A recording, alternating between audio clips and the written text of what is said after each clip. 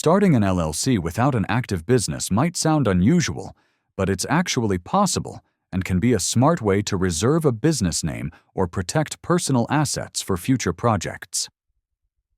In this video, I'll walk you through how to do it. The first step is choosing a name for your LLC.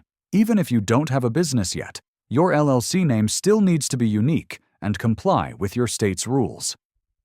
Check your state's Secretary of State website to make sure the name isn't already taken, and remember it must include LLC or Limited Liability Company.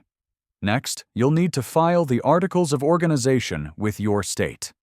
This is the official document that creates your LLC. Most states allow you to file online or by mail, and the filing fee varies depending on where you live. After forming your LLC, it's smart to create an operating agreement. Even if you don't have a business yet, this document outlines how your LLC will be managed and can prevent future misunderstandings once you start operations. Then, apply for an EIN from the IRS. This number is free and can be useful for opening a bank account or handling future business taxes, even if you haven't started generating income yet.